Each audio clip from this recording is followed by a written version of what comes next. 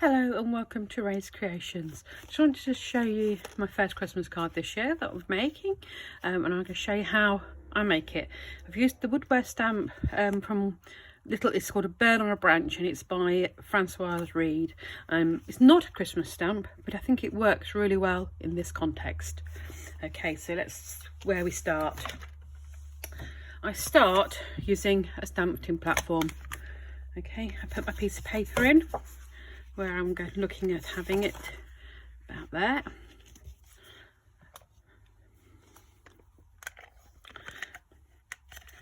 There we go. And I'm just using VersaFine Onyx Black to ink up my stamp. I'm using VersaFine because it gives nice detail to the stamp. Also, it gives me a really good print the first time, so I'm not having to go over and reprint all the time, which is nice. And using the stamp platform, of course, makes it that much easier. This one is by Stampin' Up, and they're available at Riverside Crafts. That's where I got mine from. This is where I got the stamp from as well, which is amazing for me. I'm just going to trim this down slightly on the sides because it's a little bit wide, but not too much, just a little bit, because I do like them a little bit closer to the edges. I'll do it. Right, now I want this to look quite vintage. As you can see on the card, it's got distressed edges and it's been coloured with distress ink, and I've used a stencil. So I'm going to show you how I do that. Right, first of all, to do my distress inking, today I'm going to be using Vintage Photo, and I'm using a makeup brush. These are designed, I think, to put foundation and things on. Not that I've ever used that, but there we go. They work really nicely. So if you're somebody who has difficulty using the traditional blending tools, this might be the right way for you to go, because it does give you a really nice soft blend that really does work in from one way to the other. One of the other nice things is, once you've finished with the ink, if you just rub the brush out gently across a clean piece of paper, it doesn't take long for you to have no ink left at all on the brush, so you can use it on a different colour without too much contamination of issues. Obviously I wouldn't use it with pale yellow, because I've used it with quite dark colours, but there are 5 or 6 I think in the pack, so it's not a problem. You can always label them reds, whites and yellows and greens or whatever to keep it separate. As you can see, it's given me a really nice soft blend all the way around. Okay, now using a stencil, I'm going to create my texture. So I'm going to put a stencil down, just put a bit more ink up, and I'm going to just gently go through the stencil, just putting some colour down a little bit more heavily in some places. Okay, I'll do exactly the same on the sentiment and also on the craft card that I'm using as part of the matten layering. Okay, so now you can see that I've got my texture and I've got my colour in my card. Now when I make mine vintage on the edges and I scruff the edges, I use an old pair of scissors, and I'm gently just going to go along the edge, just scuffing it up, giving it a bit of a tatty, worn look. If it cuts it a little bit more, I'm not too worried, because it would naturally have some tears and cuts and things in it if it'd been stuffed away somewhere for a while, and the edges get all battered, don't they?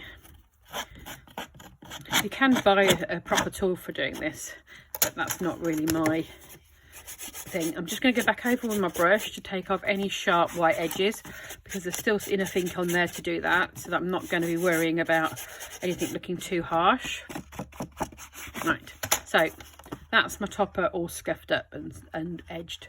The next thing I do is I matten layer it, so it goes onto a piece of black card, which is 1/2 centimetre larger than whatever it is I've used for my base. On this one I think it's 13.5 by 10.5, so I've gone up a little bit. I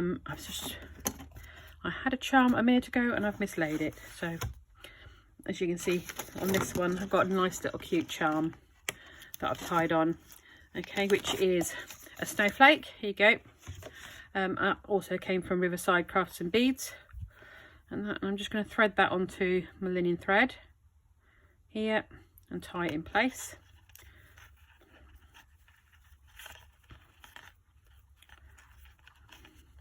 There you go. One more for look. Keep it well tied up. Okay, so that's that bit done. Okay, there's my craft card. As you can see, it has also got the dots on it, so that will sit on top of that and it sort of flows into it. There's my base card, and then I've got my sentiment, which I'm just going to pick up for you so you can see. Right, my sentiment has also been distressed and had the dots put on it as well. Okay, so that now we'll now mat and layer this up to finish. Got me glue dried up again.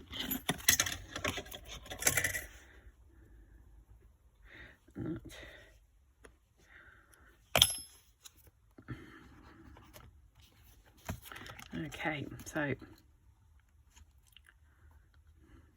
wrong way.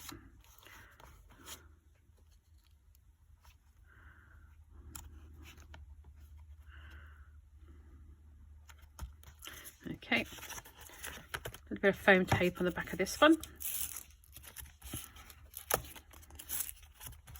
and on the back of that. Okay, I'll glue this one. Bit of craft card. You can, obviously, if you wanted to, you could distress the edges of the craft card as well. But for all intents and purposes, I felt what I'd done was enough today, so I was quite happy with how it looked. I'm just going to build the card up, layering it as it goes. Now the bit on this card that to me isn't particularly Christmas is the moth, so I just covered the moth with my Christmas sentiment, and that which gives me the stamping then and the bird left for me for Christmas. I hope you like my card, and it was all done this morning, so thank you very much for watching.